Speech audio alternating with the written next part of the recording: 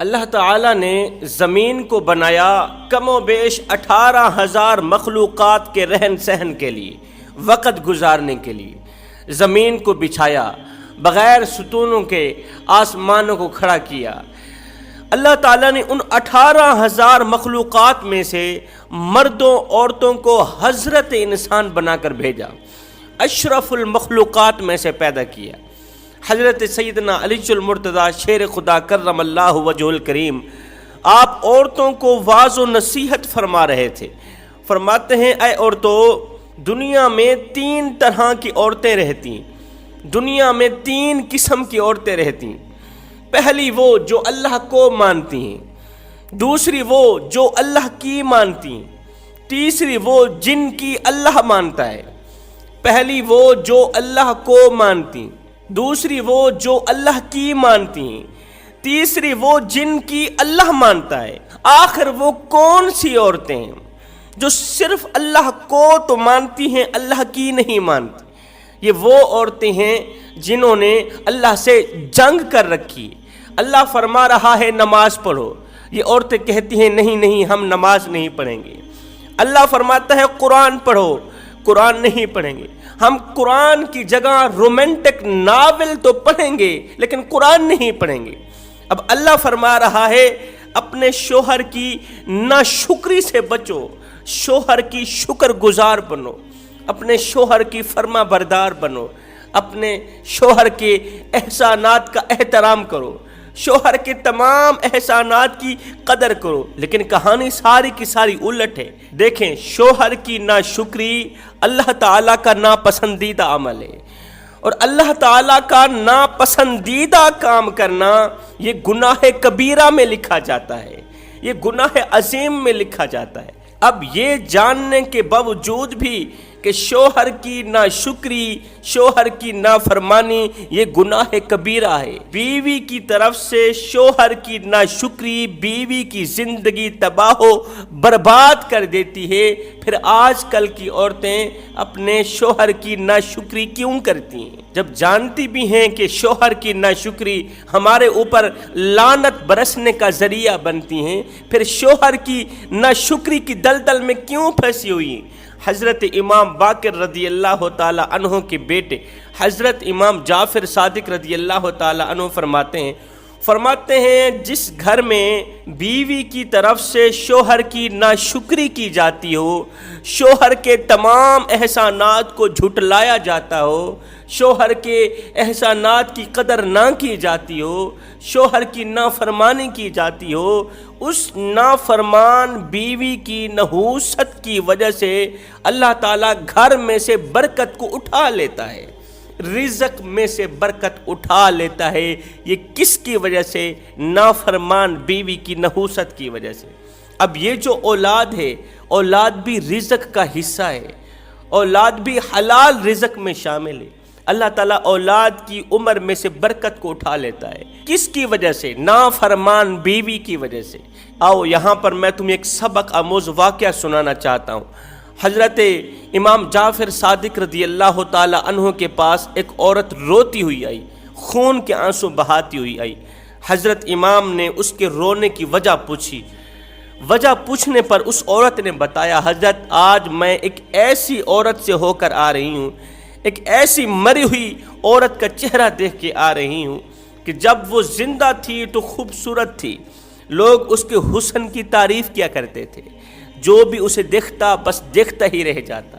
لیکن جیسے ہی اس کا انتقال ہوا، اس کے مرنے کے بعد میں نے اپنی ان آنکھوں سے دیکھا ہے کہ اس کی خوبصورتی بدصورتی میں بدل گئی ہے، اس کا جسم پھول گیا ہے، اس کے جسم میں ہوا بھر گئی، اس کے جسم کے اندر بو آنے لگی ہے۔ غسل دینے والی عورتیں بھی یہی کہہ رہی تھیں کہ اس کی خوبصورتی کہاں گئی؟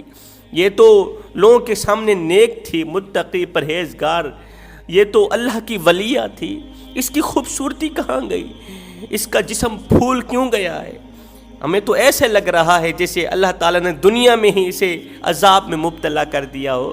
حضرت اس کے عزیز و اقارب کہتے ہیں کہ جب ہم نے جنازے کے لیے اس کی میت کو کندھوں پر اٹھایا تو ہم سے اٹھائی نہیں جا رہی تھی، وہ اتنی زیادہ وزنی ہو چکی تھی، اتنی بڑی وزنی ہو چکی تھی کہ بڑی مشکل کا سامنا کرتے ہوئے ہم نے اس میت کو اٹھایا، قبرستان لے گئے، اور جیسے ہی ہم قبر میں اس کی تدفین کرنے لگے، اس عورت کو دفن کرنے لگے، تو ہم نے اپنی ان آنکھوں سے دیکھا کہ قبر میں کیڑے ہی کیڑے تھے، قبر میں مکوڑے تھے، قبر میں بچھو تھے، قبر میں عذاب ہی عذاب تھا، آگ کے شعلے بھڑک رہے تھے، تپش ہی تپش تھی۔ ہمیں ایسا لگ رہا تھا جیسے جہنم کی تمام کھڑکیاں کھول دی گئی ہوں اور قبر جہنم کے گڑھوں میں سے گڑھا بن گئی ہو۔ حضرت آخر کیا وجہ تھی؟ آخر اس عورت نے دنیا میں کون سے ایسے کام کیے تھے؟ حضرت امام جعفر صادق رضی اللہ تعالیٰ عنہ نے فرمایا اس کے شوہر کا نام کیا تھا اور وہ کہاں رہتا ہے؟ اس نے کہا اس کے شوہر کا نام فلاں تھا۔ حضرت نے ایک شخص کو بھیجا، جاؤ اس کو میرے پاس لے کے آؤ۔ شوہر حاضر خدمت ہوا، جی حضور۔ حضرت امام نے فرمایا یہ بتا کہ تیری بیوی آخر کون سے ایسا کام کیا کرتی تھی کہ اس کی خوبصورتی بدصورتی میں بدل گئی، اس کی تمام عبادات ضائع ہو گئی، قبر اس کے لیے جہنم کے گڑھوں میں سے گڑھا بن گئی۔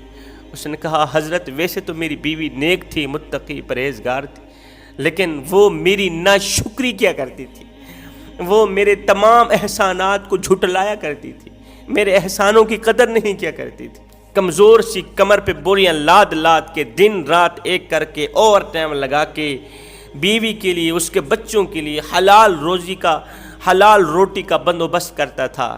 تھکا ہارا شام کو جب گھر میں آتا تھا تو آگے بجائے میرا استقبال کرنے کے دو چار باتیں سنا دیتی تھی، دو چار الٹی پھلٹی اس طرح کی باتیں سناتی کہ میری تھکاوٹ اور زیادہ بڑھ جاتی۔ اس کے وہ جملے مجھے اچھے نہیں لگتے تھے۔ کہتا ہے میں روتا تھا کہ میں اس کے لیے، اس کے بچوں کے پیٹ کے لیے کیا کچھ نہیں کر رہا، اور یہ ہے بجائے میرا استقبال کرنے کے الٹا مجھے تکلیف دیتی ہے، الٹا الٹی پھلٹی سنا کے میری تھکاوٹ اور زیادہ بڑھا دیتی۔ حضرت امام نے فرمایا بس اس کا وہی جملہ جو تیری تھکاوٹ اور زیادہ بڑھا دیتا تھا، بس اسی ایک جملے نے اس کی تمام عبادات ضائع کر دی، اس کی تمام عبادات کو ختم کر دیا۔ اور جب وہ مری اس کے دامن میں ایک نیکی بھی نہیں تھی۔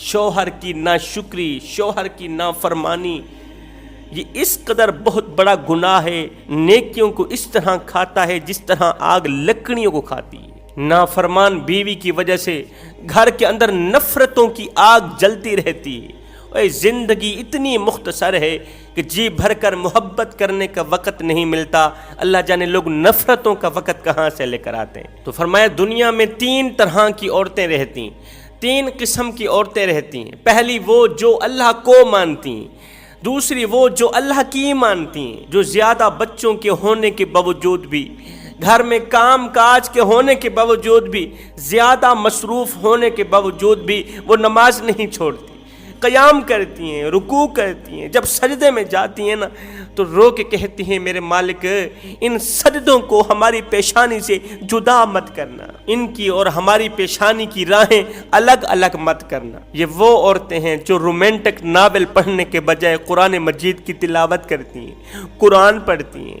یہ اللہ سے باتیں کرتی ہیں، اللہ ان سے باتیں کرتا ہے۔